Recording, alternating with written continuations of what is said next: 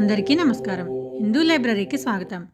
ఈరోజు మనం శ్లోకం, స్తోత్రం, మంత్రం ఈ మూడింటికి గల తేడా ఏంటో తెలుసుకుందాం. సాధారణంగా ఇవన్నీ సంస్కృతంలోనే ఉంటాయి కాబట్టి అన్నీ ఒకటే అని అనుకుంటారు. కానీ వీటికి చాలా తేడా ఉంది. అదేంటో ఈరోజు మనం తెలుసుకుందాం. ముందుగా శ్లోకం అంటే ఏమిటో తెలుసుకుందాం. సంస్కృత పదాలను ఒక నిర్దిష్టమైన ఛందస్సులో అమర్చినప్పుడు దానిని మనం శ్లోకం అని అంటాము. ఇది 2 పంక్తులను కలిగి ఉంటుంది. ఈ శ్లోకం అనేది ఒక అర్థాన్ని కలిగి ఉంటుంది.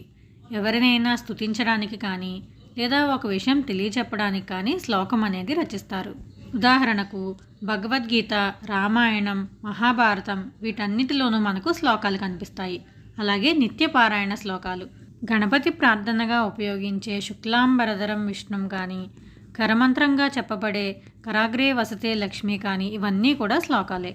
వీటిని ఎవరైనా ఏ పరిస్థితుల్లో అయినా సరే చదువుకోవచ్చు. వీటిని ఇలాగే చదవాలి అనే నియమం లేదు. ఎవరికి నచ్చినట్లుగా, ఎవరికి వచ్చినట్లుగా వారు దీన్ని చదువుకోవచ్చు. అక్షర దోషాలు, ఉచ్చారణ దోషాలు లేకుండా చదువుకుంటే సరిపోతుంది.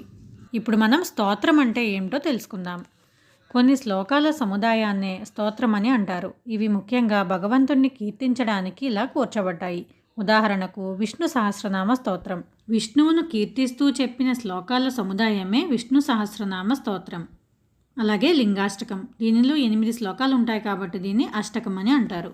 సాధారణంగా స్తోత్రాలకి చివరిలో అది రచించిన వారి పేరు, అది ఎలా చదవాలి, ఏ సమయంలో చదవాలి, అది చదవడం వల్ల వచ్చే ఫలితం ఏంటి అనేవి తెలియజేయబడతాయి. తర్వాత మనం మంత్రం గురించి తెలుసుకుందాం. మంత్రం కూడా సంస్కృత పదమే.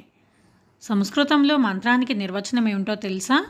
మననాత్ త్రాయతే ఇది మంత్రః, అంటే మననం చేయువాడిని రక్షించేదే మంత్రం. మంత్రం బీజాక్షరాలను కలిగి ఉండడం వల్ల దీన్ని చదివేటప్పుడు చాలా నియమాలు అనేవి అవసరం. ప్రతి బీజాక్షరానికి ఒక శక్తి ఉంటుంది. అంటే అది శబ్దం కదా, ఆ శబ్దానికి ఒక ఫ్రీక్వెన్సీ ఉంటుంది. కాబట్టి వాటిని ఉచ్చరించేటప్పుడు సరైన స్వరంలో ఉచ్చరిస్తేనే వాటి ఫలితం అనేది సరిగ్గా ఉంటుంది. సరైన స్వరంలో చదవకపోతే వ్యతిరేక ప్రభావాలు వచ్చే అవకాశం కూడా ఉంటుంది. అందుకే మంత్రాన్ని ఎప్పుడూ కూడా గురువు ద్వారా నేర్చుకునే మనం చదవాలి. కాబట్టి మంత్రం మననం చేయాలనుకున్నప్పుడు శరీరం, మనస్సు శుద్ధిగా ఉండడంతో పాటుగా మనకు ఉచ్చారణ అంటే స్వరం కూడా సరిగ్గా తెలిసి ఉండాలి. అప్పుడే దాని యొక్క ఫలితం సరిగ్గా ఉంటుంది. దీనికి ఉదాహరణ చెప్పుకోవాలంటే, మనం రేడియోలో ఒక ఛానల్ పెట్టాలనుకున్నప్పుడు ఒక ఫ్రీక్వెన్సీ సెట్ చేస్తాము, అంటే ఒక నంబర్. దానికి కొంచెం అటు ఇటు అయితే కనుక మనకు అది క్లారిటీ అనేది ఉండదు. అలాగే మంత్రం సరైన స్వరంలో చదవకపోతే దాని ఫలితం అనేది ఉండదు.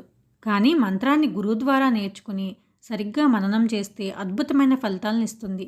ఆధ్యాత్మికంగా మనం ఏం సాధించడానికి ఆ మంత్రం చేస్తున్నామో అది సిద్ధిస్తుంది. దానితో పాటుగా శారీరక, మానసిక ఆరోగ్యం కూడా పొందుతాము.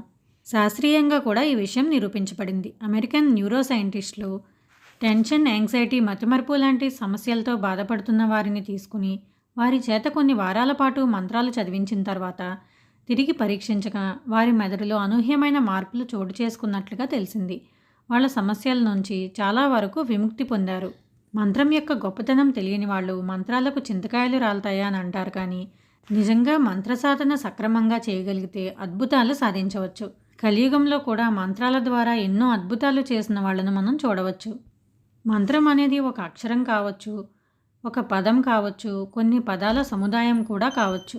ఉదాహరణకు గాయత్రి మంత్రం, మహామృత్యుంజయ మంత్రం, పంచాక్షరి అంటే ఓం నమ శివాయ, అష్టాక్షరి ఓం నమో నారాయణాయ, ఇలాంటివన్నీ కూడా మంత్రాల కిందకే వస్తాయి. గాయత్రి మంత్రాన్నే తీసుకుంటే దీనిలో ఒక్కో అక్షరం ఒక్కో బీజాక్షరం అని చెప్తారు. ప్రతి అక్షరం శరీరంలోనే ఒక్కో భాగం పైన ప్రభావం చూపిస్తుంది. అందుకే గాయత్రి మంత్రాన్ని మంత్రాలన్నిటిలోకి ఉత్కృష్టమైనదిగా చెప్తారు. శ్లోకం, స్తోత్రం, మంత్రం వీటి యొక్క అర్థం ఏమిటి, వీటి మధ్య ఉన్న తేడా ఏమిటి అన్నది తెలుసుకున్నాం కదా. మరో ఆసక్తికరమైన వీడియోతో మళ్ళీ కలుద్దాం. సర్వే జనా సుఖినో భవంతు.